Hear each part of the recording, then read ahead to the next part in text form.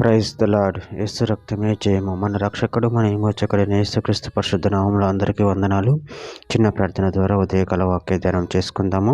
పరిశుద్ధుడ, మహాగణుడు అయిన దేవ యేసయ్య, సర్వాధికారి, నేను మీకే వేలాది వందనములు, కృతజ్ఞత, స్తుతి, స్తోత్రం చెల్లించుకుంటున్నాను.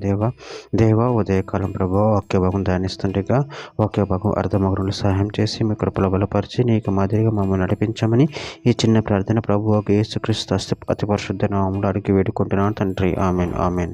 మత్తయి సువార్త 5వ అధ్యాయం 48వ వచనము. మీ పరలోకపు తండ్రి పరిపూర్ణుడు గనుక మీరును పరిపూర్ణులుగా ఉండేదరు. ఆమెన్. దేవుడి వాక్య భాగం దీవించును గాక.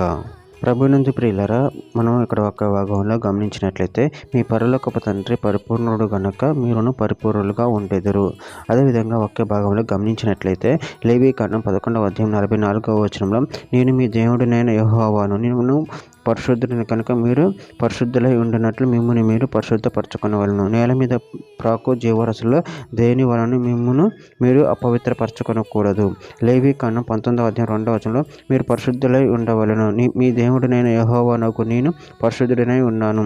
లేవీకాండం 20వ అధ్యాయం 26వ వచనంలో మీరు నాకు పరిశుద్ధులై ఉండవలెను, యెహోవా అను నేను పరిశుద్ధుడును, మీరు నా వారై ఉండినట్లు అన్ని జనుల నుండి మిమ్మల్ని వేరుపరిచితిని. ద్వితీయోపదేశకాండం 18వ అధ్యాయం 13వ వచనం నువ్వు నీ దేవుడైన యెహోవా యొద్ద యథార్థపరుడవై ఉండవలెను.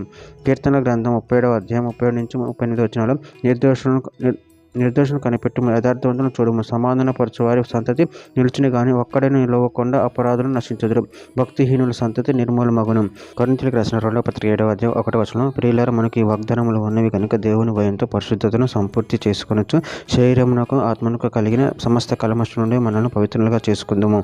కొరింథీయులకు రాసిన 2వ పత్రిక 13వ అధ్యాయం 11వ వచనం. తుదకు సహోదరులారా, సంతోషించుడి, సంపూర్ణులైన ఆదరణ కలిగి ఉండుడి, ఏక మనసు గలవారై ఉండుడి, సమాధానముగా ఉండుడి, ప్రేమ సమాధానములకు కర్తయగు దేవుడు మీకు తోడై ఉండును. యాకోబు రాసిన పత్రిక 1వ అధ్యాయం 4వ వచనం. మీరు సంపూర్ణ అన్నాంగులను ఏ విషయంలోనూ కొదవలేని వారై ఉండినట్లు ఓర్పు తన క్రియను కొనసాగింపనీయుడి. పేతురు రాసిన మొదటి పత్రిక 1వ అధ్యాయం 16వ వచనంలో మిమ్మల్ని పిలిచిన వాడు పరిశుద్ధుడై ఉన్న ప్రకారం మీరు సమస్త ప్రవర్తన యందు పరిశుద్ధులై ఉండిడి. చివరిగా ఒక మాట, యోహాను రాసిన మొదటి పత్రిక 3వ అధ్యాయం 3వ వచనం. ఆయన యందు ఈ నిరీక్షణ కనిపెట్టుకుని ప్రతివాడును ఆయన పవిత్రుడై ఉన్నట్టుగా తాను పవిత్రంగా చేసుకున్నాను. ఆమె. దేవుడి వాక్య భాగం దీవించిన కాక చిన్న ప్రార్థన చేసుకుందాము.